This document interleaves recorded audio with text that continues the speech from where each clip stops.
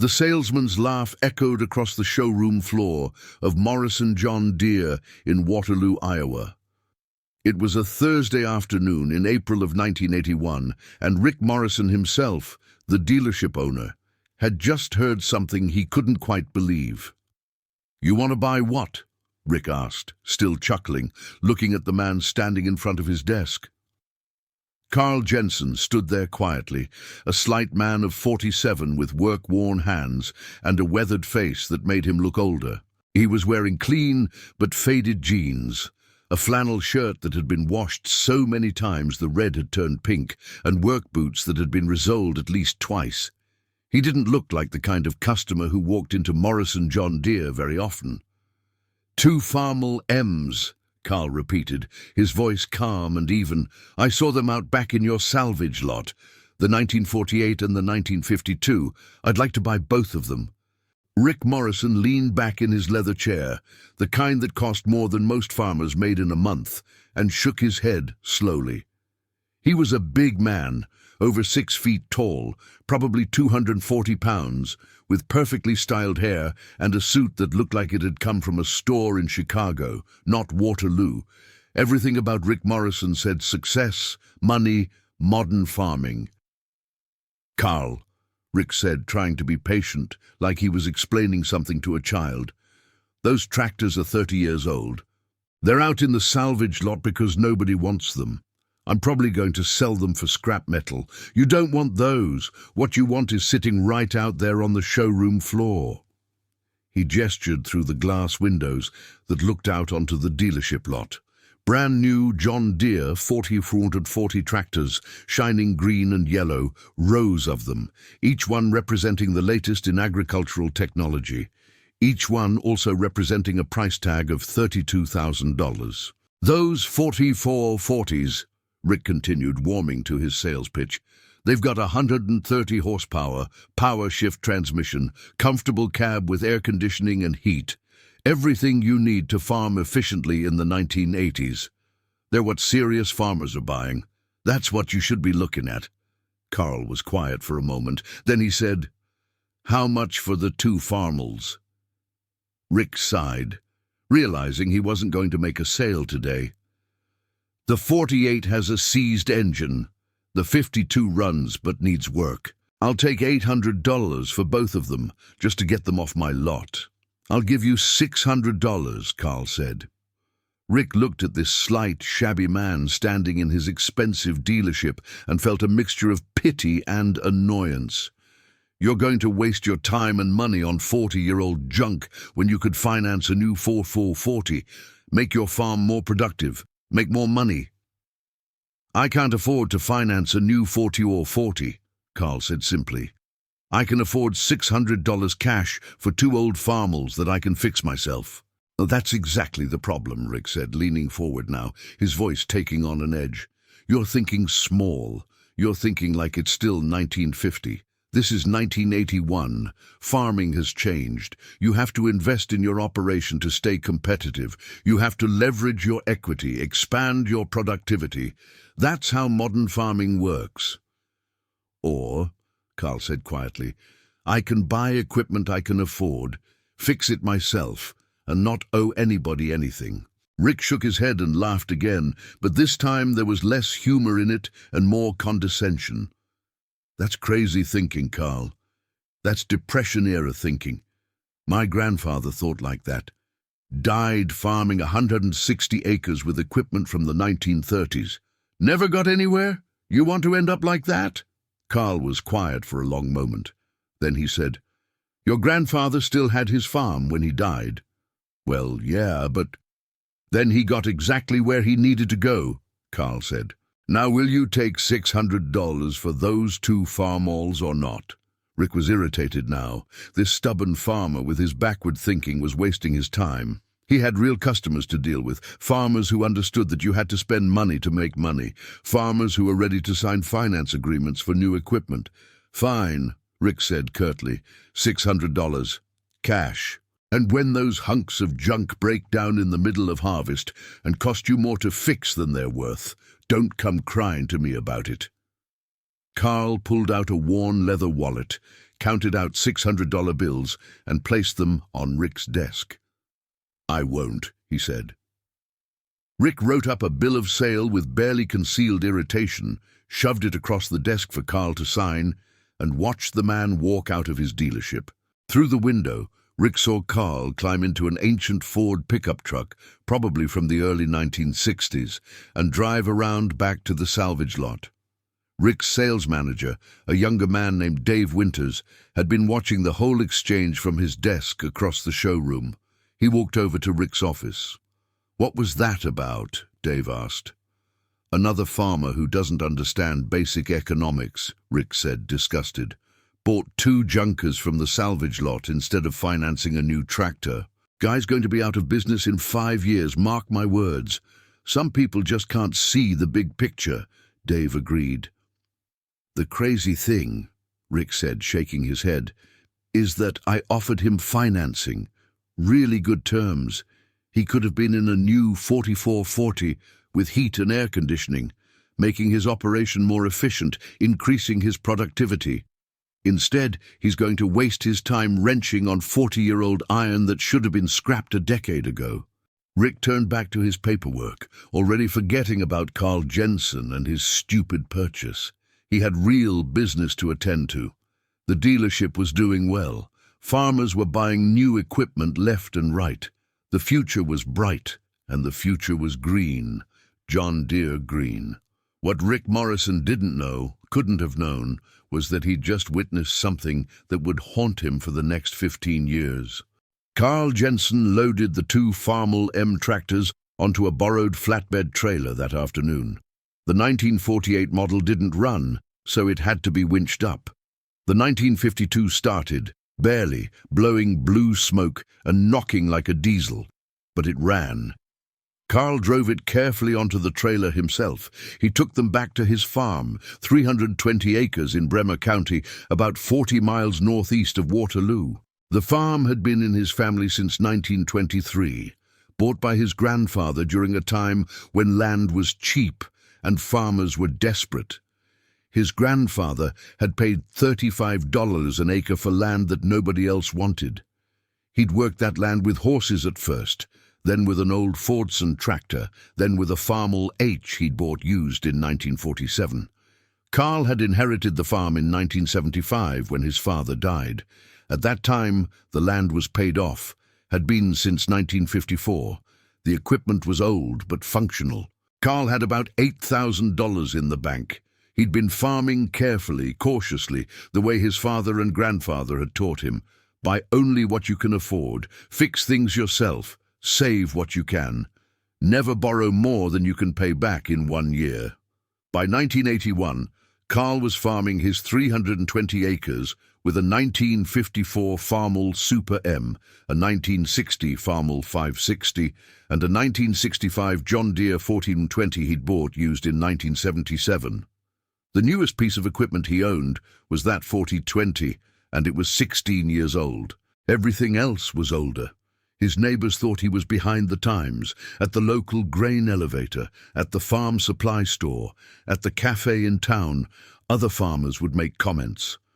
"Carl's still farming like it's 1960, someone would say, and others would laugh. "Bet his back hurts from sitting on those old tractors without cabs," another would joke. But Carl didn't care what they thought.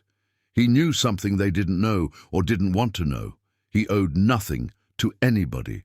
His land was paid for, his equipment was paid for, his trucks were paid for.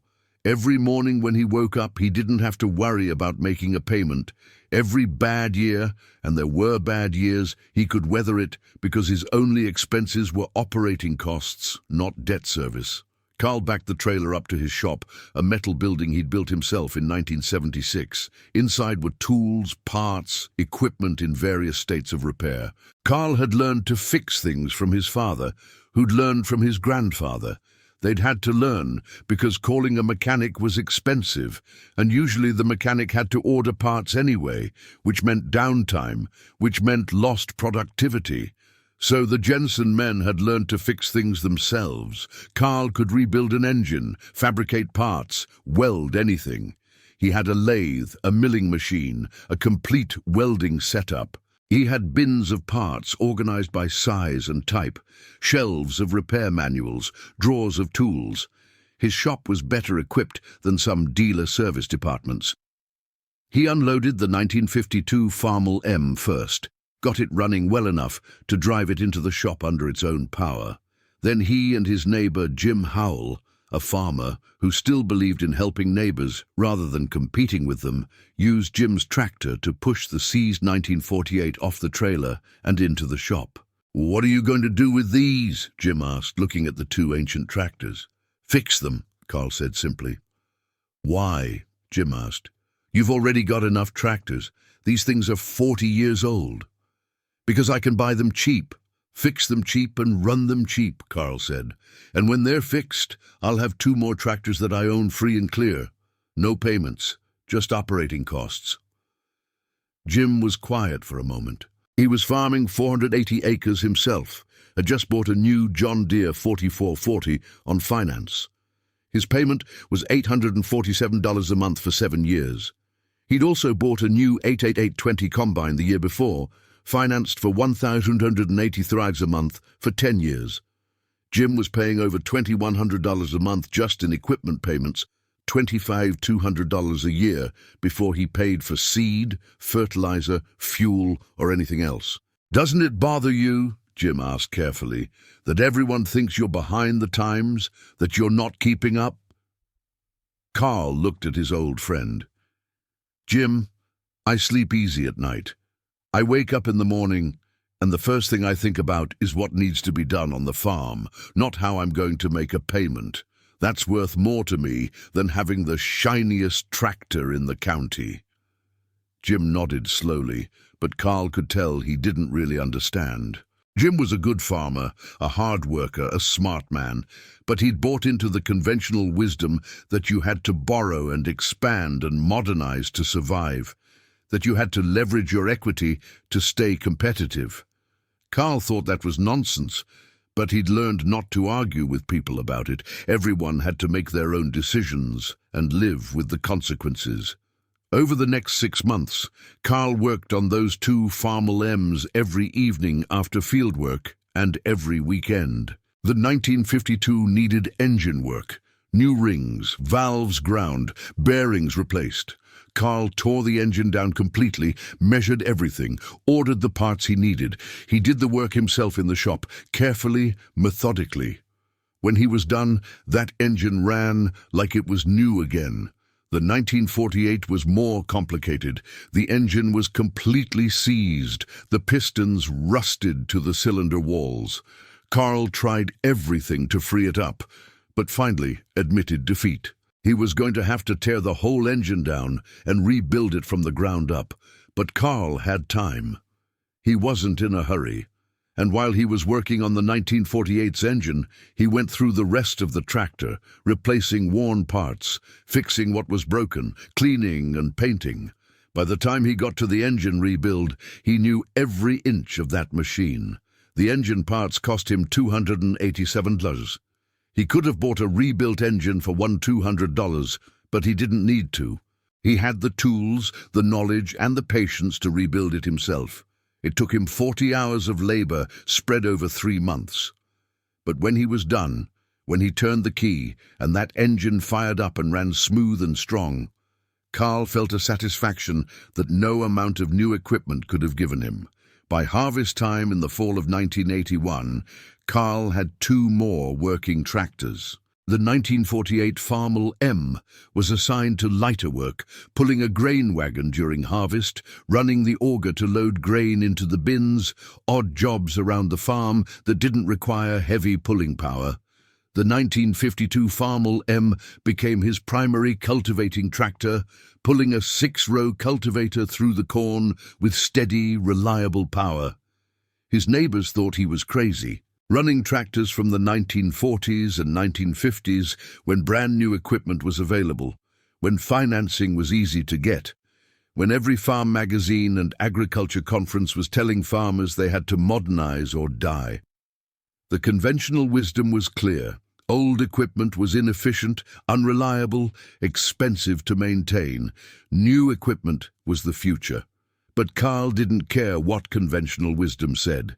He had 6 working tractors now, all paid for, all running, all maintained to high standards. If one broke down during planting or harvest, which happened occasionally with old equipment, he had 5 others ready to go. He didn't lose time waiting for a dealer service call or parts to arrive. If he needed parts, he could often fabricate them in his shop or pull them from his extensive parts inventory. And every month that went by without a tractor payment, without an equipment payment of any kind, that money stayed in Carl's pocket. It went into his savings account, accumulated quietly. By the end of 1981, Carl had $14,200 in the bank, more than he'd ever had at one time. Meanwhile, 1981 rolled into 1982, and the farm crisis that Carl had sensed coming, that he'd prepared for without even knowing he was preparing for it, finally arrived in full devastating force.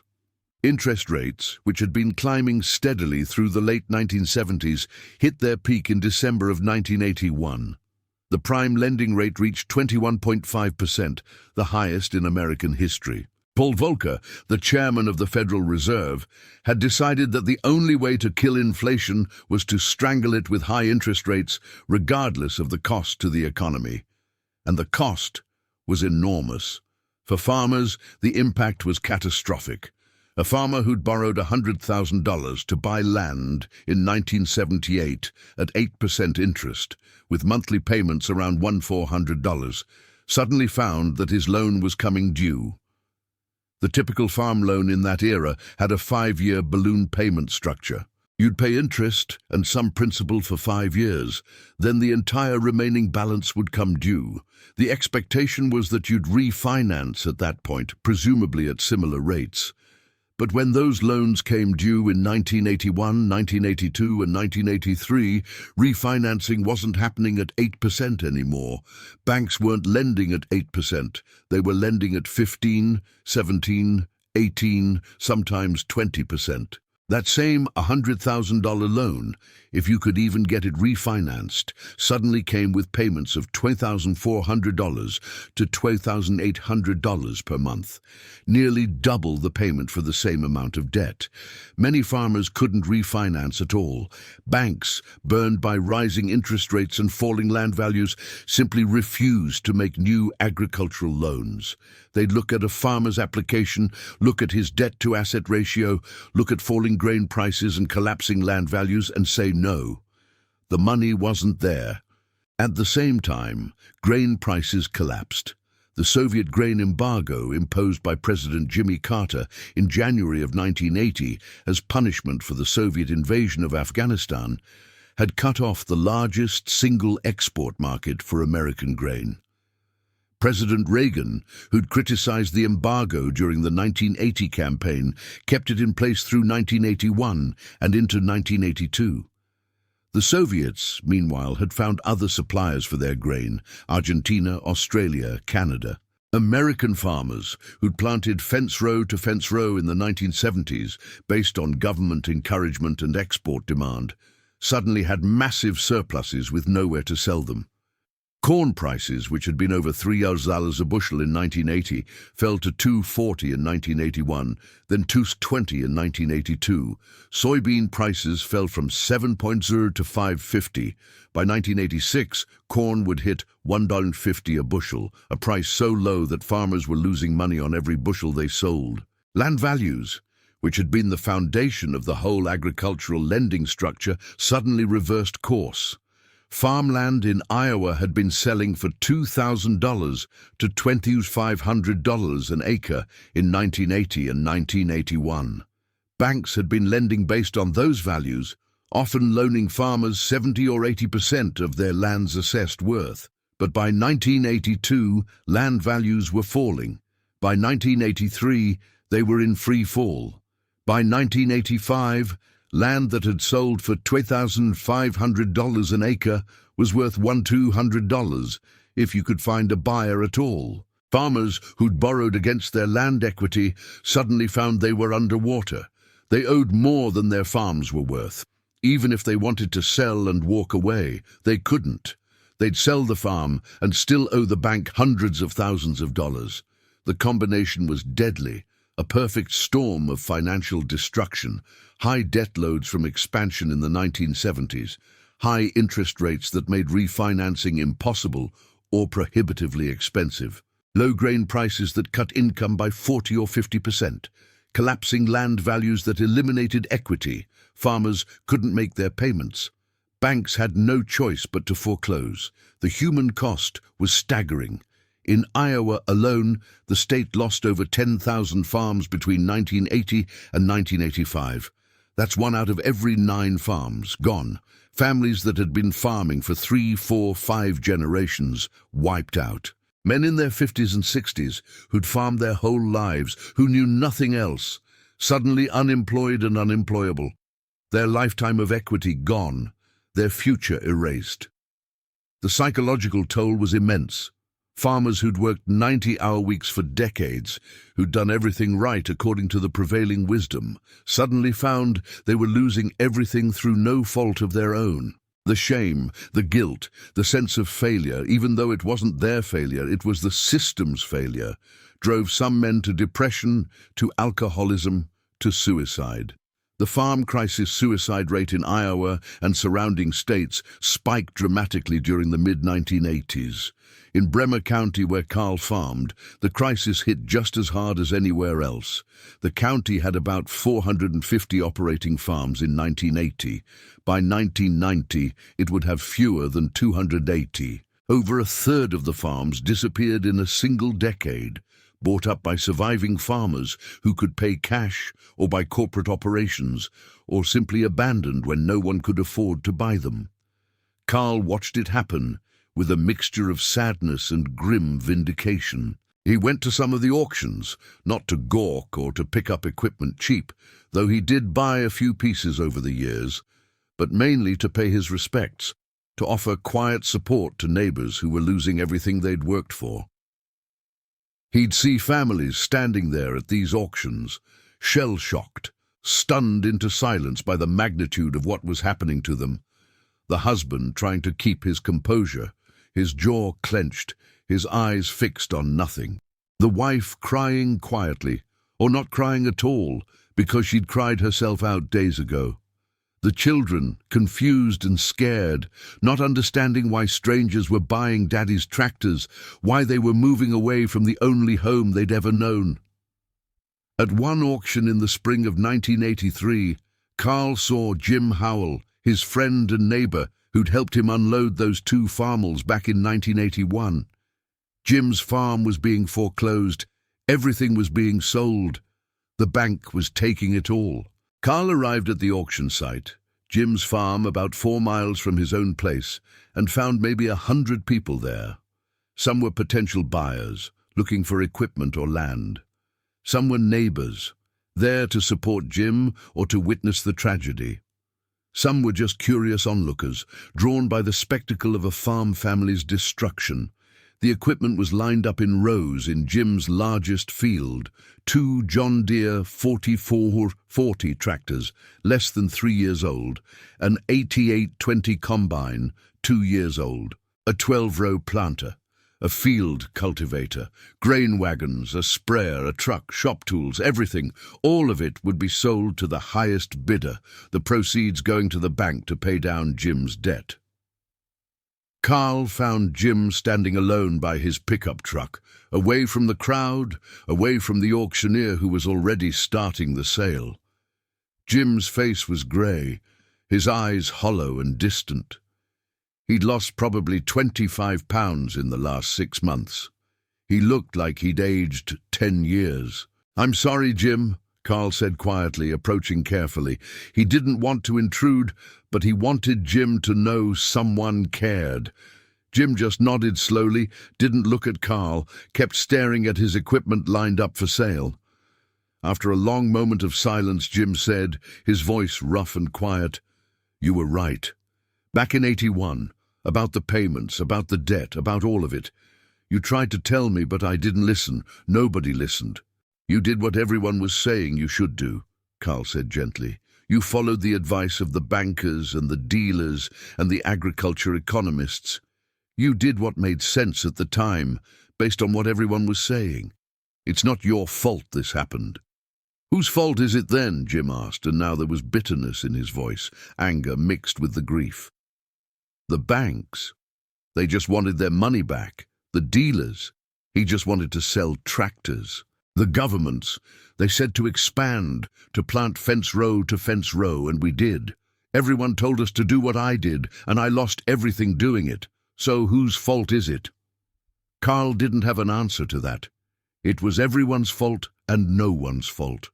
It was a system that encouraged debt, that made borrowing easy and made farmers believe they could borrow their way to prosperity. It was bankers who lent too freely, who pushed loans on farmers who couldn't really afford them. It was dealers who sold equipment on credit without caring whether the farmer could actually make the payments. It was government policies that encouraged expansion and then cut off export markets. It was a Federal Reserve that broke inflation by breaking the rural economy. It was a perfect storm of bad policy, bad timing, and bad luck. And farmers like Jim Howell were paying the price. "What are you going to do?" Carl asked. Jim was quiet for another long moment, watching the auctioneer selling his equipment piece by piece. Then he said, "Moving to Cedar Falls. Got a job at the John Deere plant there. Ironic, right? They're foreclosing on my John Deere equipment, and I'm going to work building more John Deere equipment for some other farmer to go into debt for." "I'm sorry," Carl said again, because he didn't know what else to say. "Don't be," Jim said. His voice was flat now, emotionless, the voice of a man who'd gone past grief and anger into some kind of numb acceptance. "This is just how it is. The strong survive, the weak get eaten. I thought I was strong. Turned out I was wrong." "You weren't weak," Carl said firmly. "You were unlucky. Wrong place, wrong time. You're a good farmer, Jim. A hard worker. This isn't about weakness." But Jim wasn't listening anymore. He climbed into his pickup truck, started it up, and drove away from his own auction without looking back. Carl stood there watching the auction continue, watching Jim's dreams being sold for pennies on the dollar, and he felt a deep, profound sadness. Not just for Jim, but for all of them, for everyone caught in this crisis, for the whole way of life that was being destroyed by forces too large for any individual farmer to resist. Rick Morrison, the dealership owner who'd laughed at Carl's purchase of 2 old Farmalls back in 1981, was discovering that he wasn't immune to the crisis either. Morrison John Deere, the business Rick's father had built in the 1950s and Rick had expanded in the 1970s, was in serious trouble. New tractor sales had fallen off a cliff. Farmers who were struggling to make payments on existing equipment weren't buying new equipment. And farmers who were losing their farms in foreclosure weren't buying anything at all. Rick's sales in 1982 were down 60% from 1980. In 1983, they were down 75%. Rick had expanded aggressively in the late 1970s and 1980, believing the good times would continue indefinitely. He'd bought a second dealership location in Cedar Falls in 1980, had renovated both showrooms, had taken on substantial debt to finance the expansion. At the time, with sales booming and profits high, it had seemed like a smart investment. Now, with sales in the basement and fixed costs staying the same, Rick was burning through cash. He had to make payroll every 2 weeks. He had to make his loan payments every month. He had inventory sitting on his lot that wasn't moving, tying up capital. He had 2 expensive facilities to maintain. Rick tried to tough it out. He cut staff, laying off salesmen and mechanics who'd worked for him for years. He cut his own salary. He pushed his remaining salesmen to be more aggressive, to make more calls, to close more deals. But you can't sell tractors to farmers who don't have money, no matter how aggressive your sales tactics are. The Cedar Falls location lost money every month through 1982, 1983, and 1984. Rick kept it open out of stubbornness, out of pride, out of the belief that things had to get better eventually. But they didn't get better. They got worse. In April of 1985, Rick closed the Cedar Falls dealership. He sold the building at a loss, liquidated the inventory, laid off the remaining staff. It was humiliating. Everyone in the agricultural community knew that Morrison's had closed a location.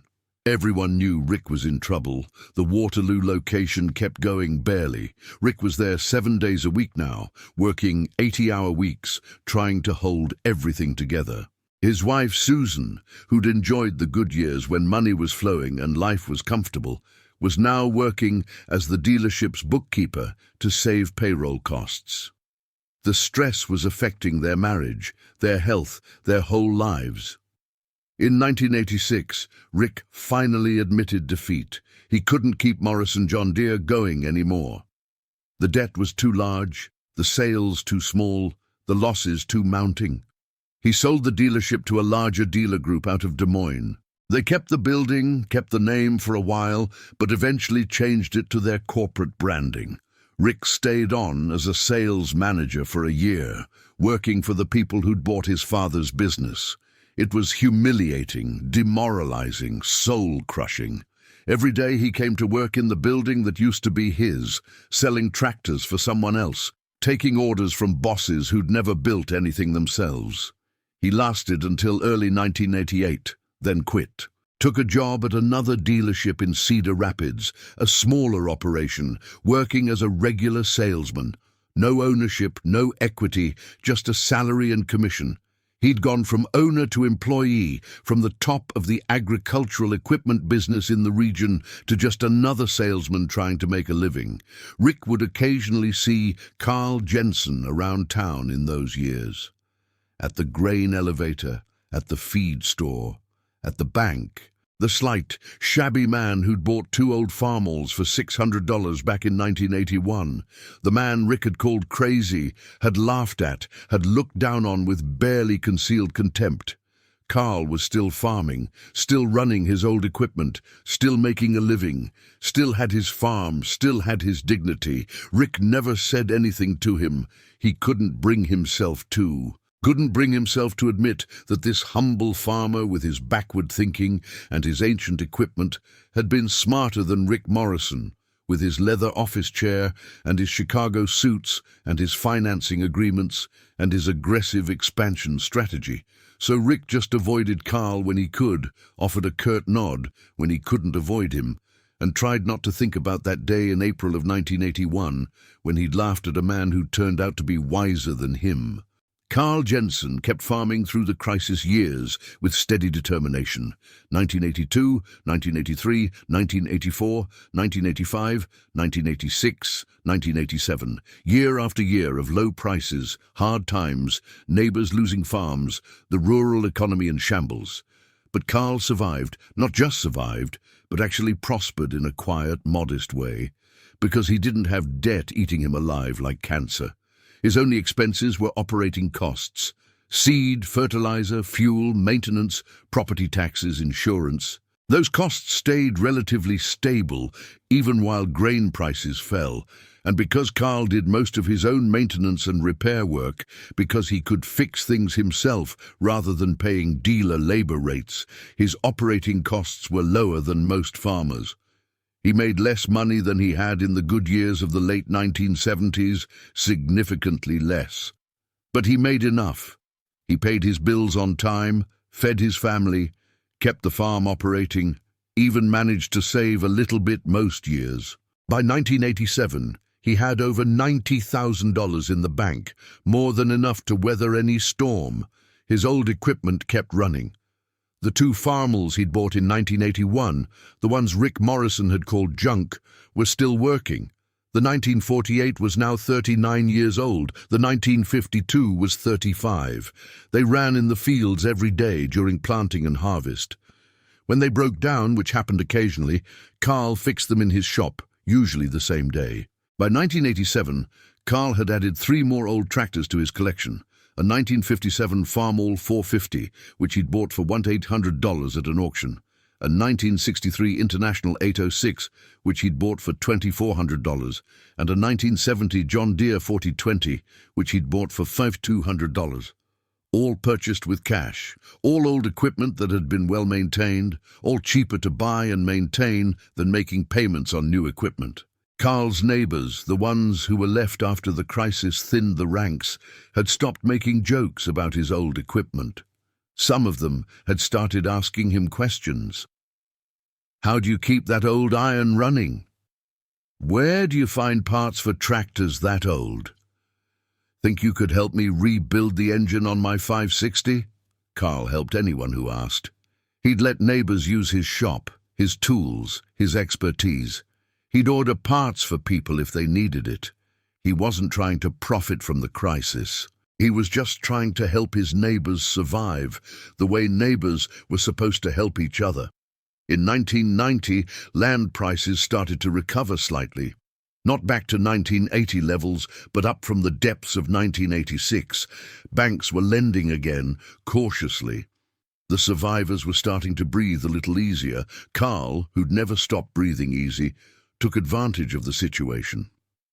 His neighbor to the south, a man named Ed Patterson, had managed to hang on through the crisis, but wanted to retire. Ed's kids had moved to the city, weren't interested in farming. Ed had 160 acres he wanted to sell. Ed offered it to Carl first before listing it publicly. You interested? Ed asked. Carl looked at the land. Good ground, well maintained, bordered his existing farm. He could farm it easily with his current equipment. The price was $1,400 an acre, which meant $224,000 total. I'll need a week to think about it, Carl said.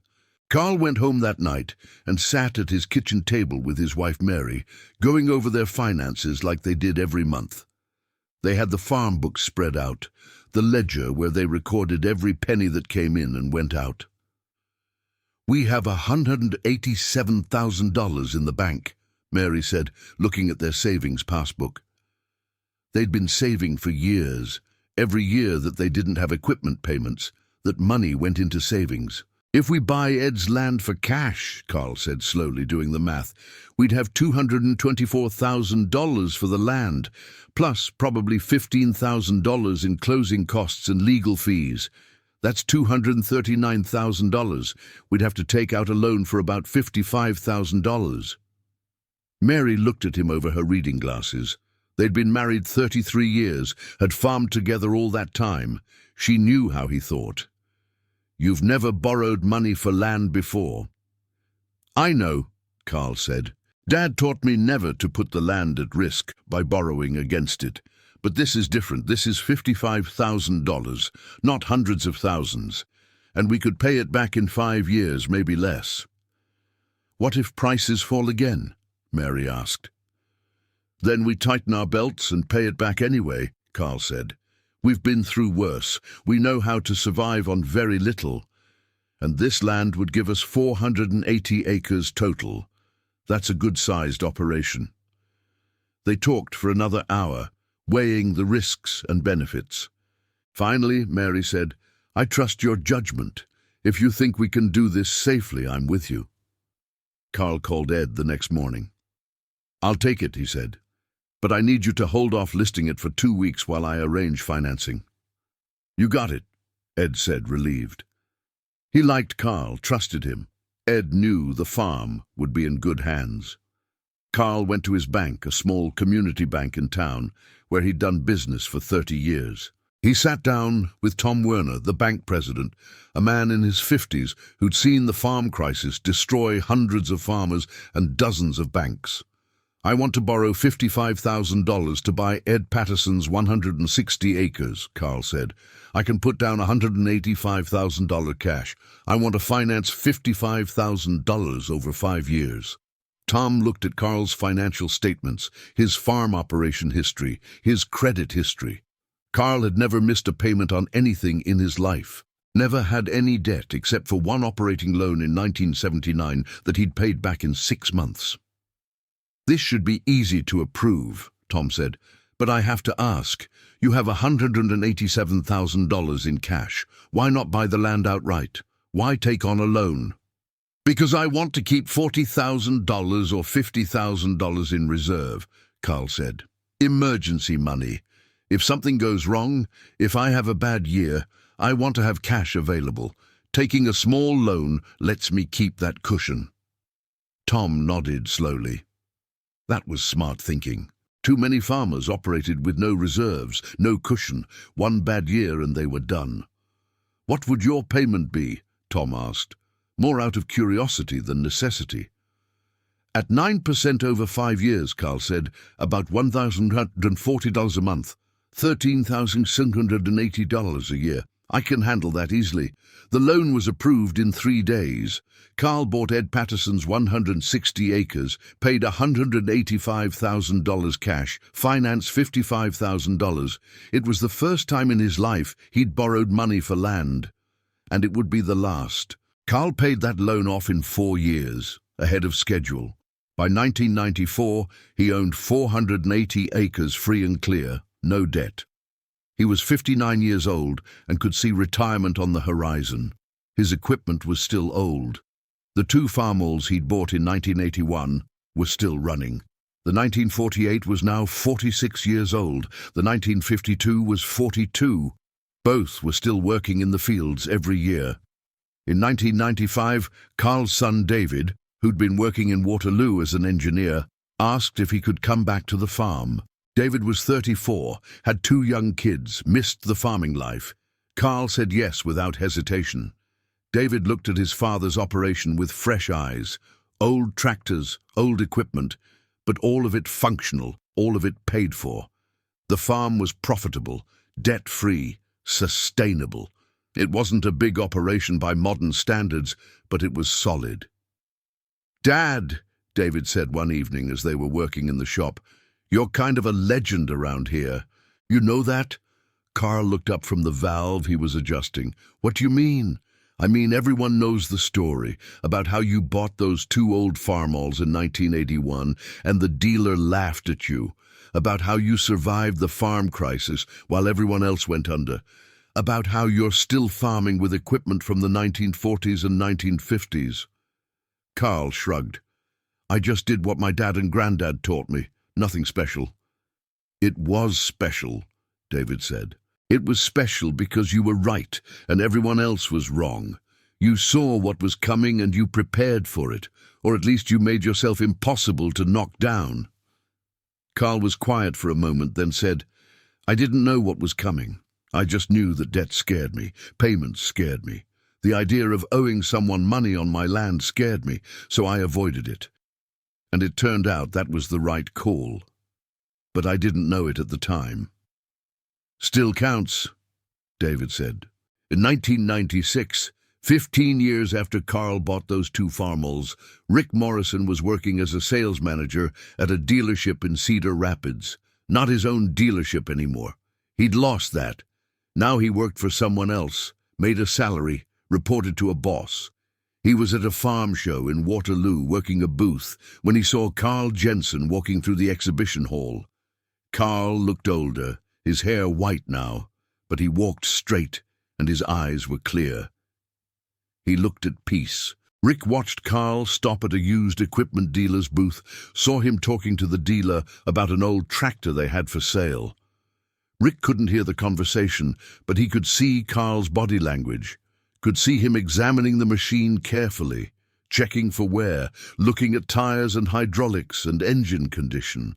Rick thought about walking over, about saying hello, maybe even apologizing for that day in 1981 when he'd laughed at Carl's purchase, but he couldn't bring himself to do it. Couldn't bring himself to admit that this shabby farmer who'd bought 2 junkers for $600 had been smarter than Rick Morrison with his leather chair and his Chicago suits and his finance agreements.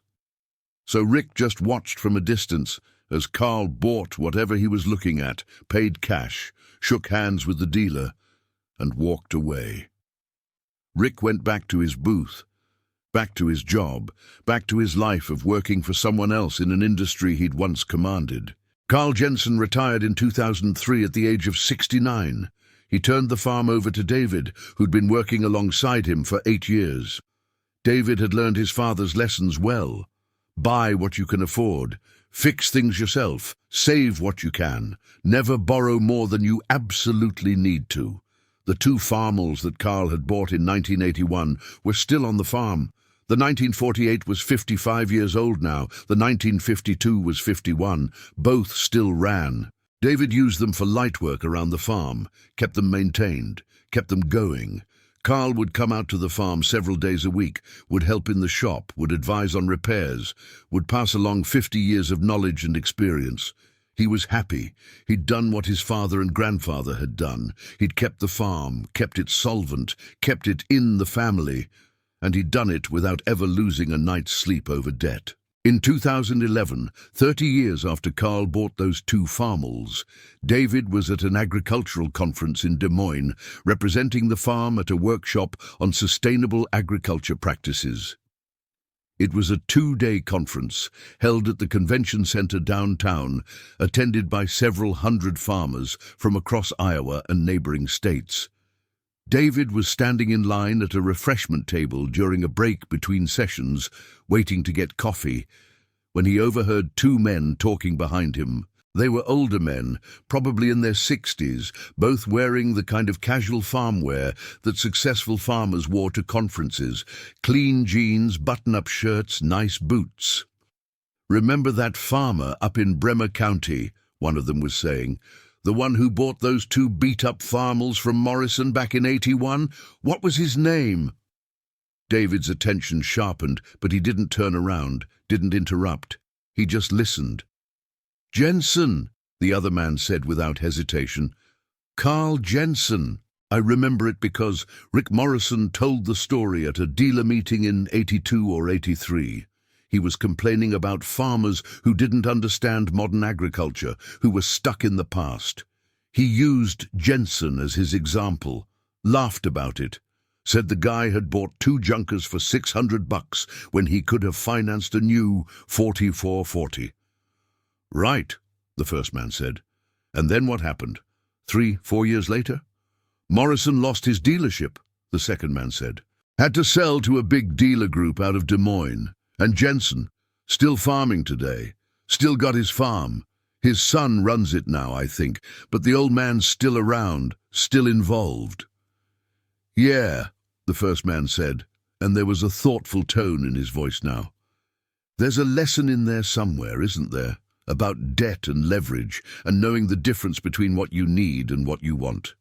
About listening to salesmen versus listening to your own common sense."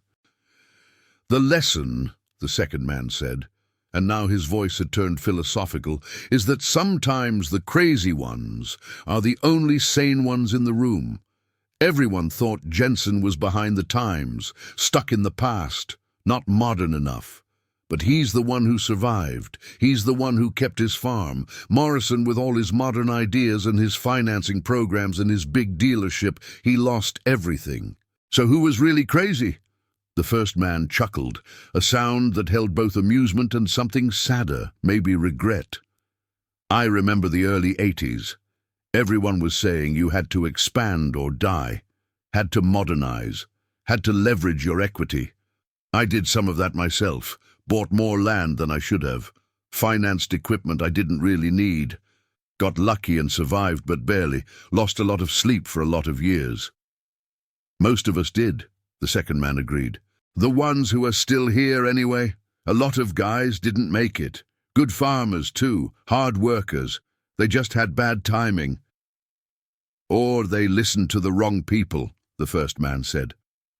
David smiled to himself, still didn't turn around, didn't reveal that he was Carl Jensen's son, but he made a mental note to tell his father about this conversation later. Carl would appreciate it.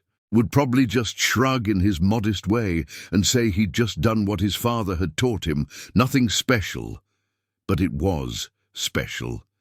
David knew that now, after working alongside his father for 16 years, after watching him operate, after learning the philosophy behind the decisions. What Carl had done in 1981 and in all the years before and after was resist the pressure to conform.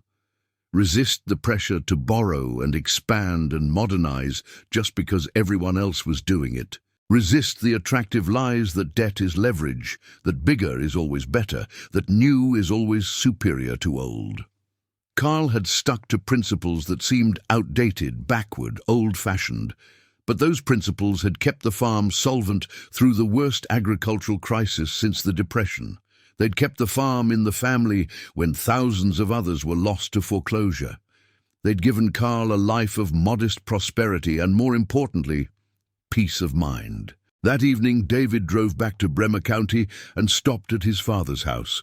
Carl was 77 now, officially retired, but still coming out to the farm several days a week, still helping in the shop, still offering advice. He was sitting on his porch when David arrived, the same porch where Carl's father had sat, where Carl had learned the lessons he'd later put into practice. "Got a story for you, Dad," David said, climbing the porch steps.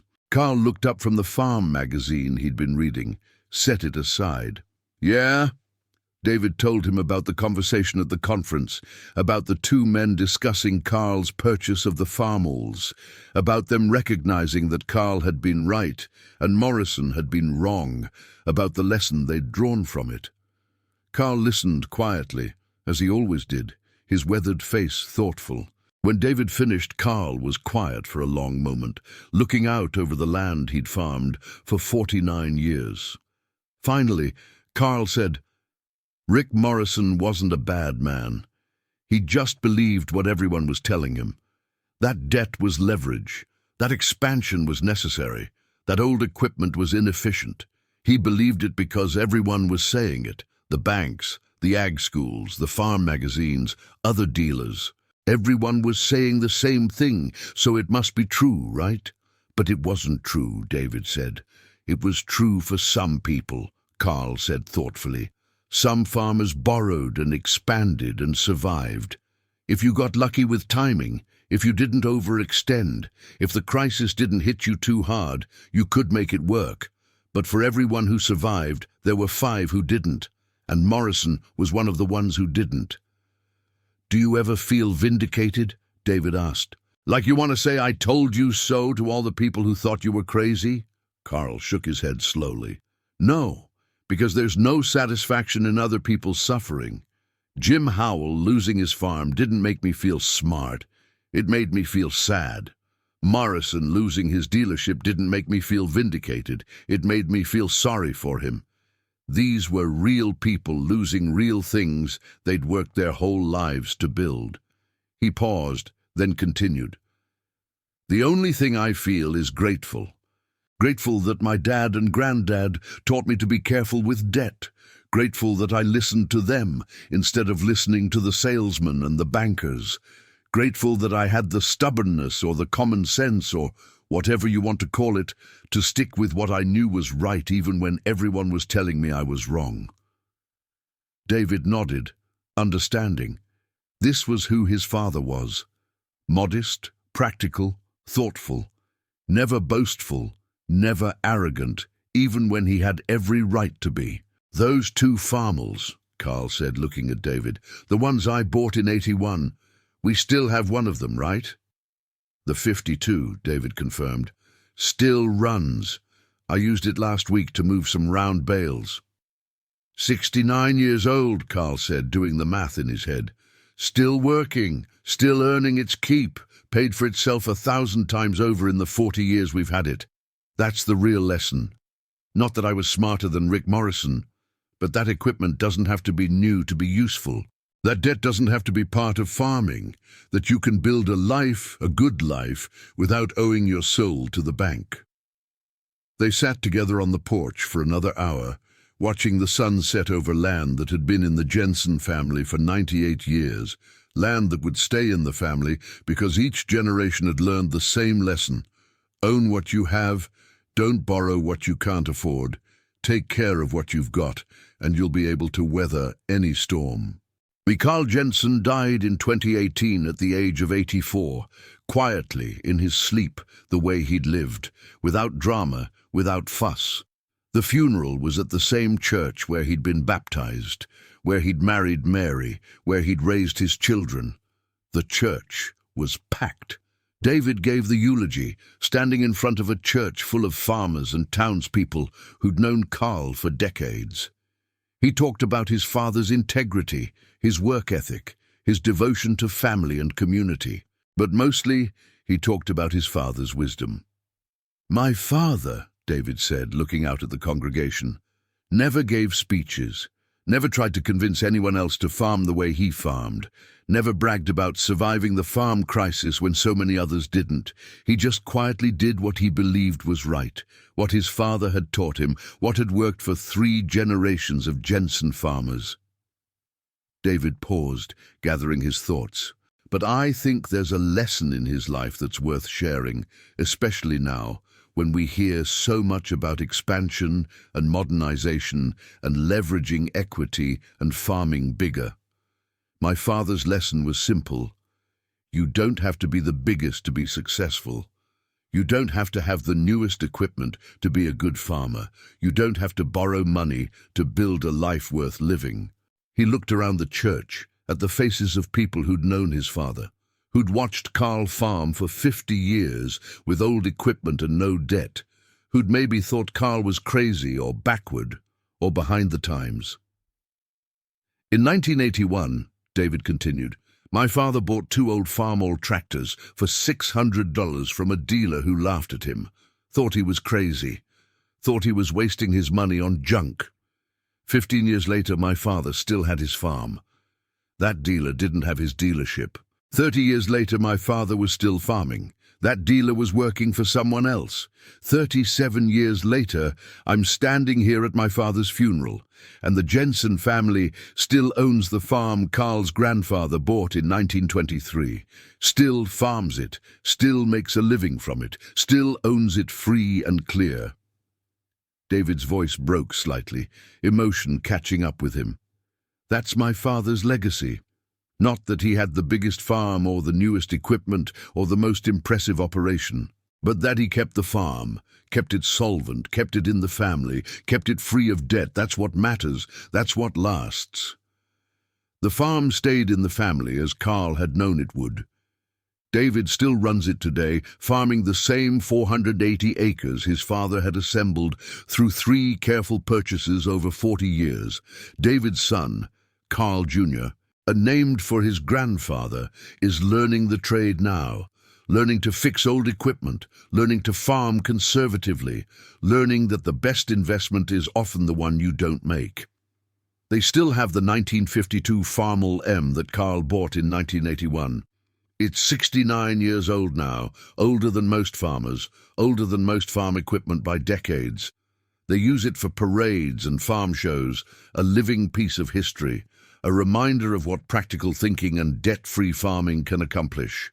But more than that, it's a reminder of Carl Jensen himself, a reminder that sometimes the person everyone thinks is crazy is actually the sanest person in the room, that sometimes the old way is the better way, that sometimes refusing to keep up with the neighbors is the smartest decision you can make.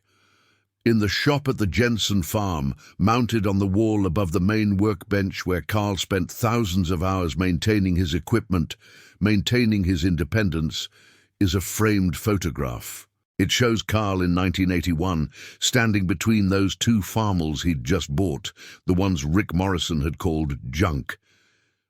Carl is smiling in the photo, a rare sight for a man who was typically serious and reserved. He's holding up a piece of paper, the bill of sale showing the price, $600. Below the photo, mounted on a small wooden plaque, is Rick Morrison's business card from Morrison John Deere, yellowed with age. And beneath that, written in Carl's careful, precise handwriting, is a note. "The JD dealer called me crazy for buying 2 old Farmalls. 15 years later, I still had my farm. He didn't have his dealership.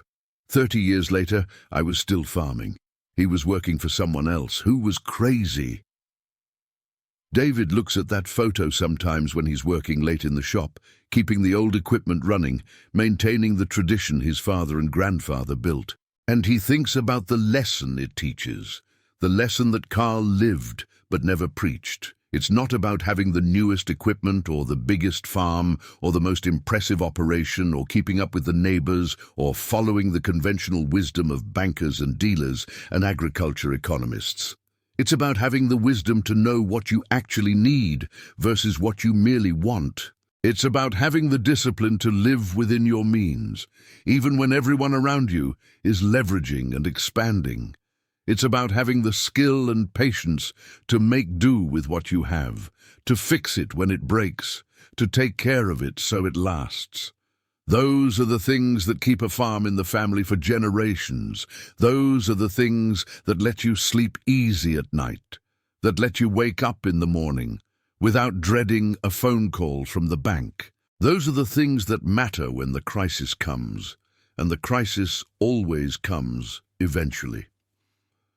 Rick Morrison would have learned that lesson if he'd been willing to listen to a shabby farmer buying junk tractors in 1981. But he wasn't willing to listen. He was too convinced of his own wisdom, too certain that the modern way was the only way, too busy laughing at Carl Jensen to realize that Carl was the one who understood how farming actually worked. By the time Rick understood, by the time he realized that Carl had been right all along, it was too late. His dealership was gone, his father's legacy was gone, his reputation was tarnished. He'd learned the lesson, but he'd learned it the hard way, and the tuition had cost him everything he'd built. Carl Jensen never laughed at anyone. He just quietly did what made sense to him, what his father had taught him, what had worked for 3 generations. And when the dust settled and the crisis passed and the decades rolled by, Carl was still standing, still farming, still had his land, still had his dignity. That's not crazy. That's wisdom. That's survival. That's the way farming was meant to be done, before debt and leverage and keeping up with the neighbors became more important than actually keeping the farm.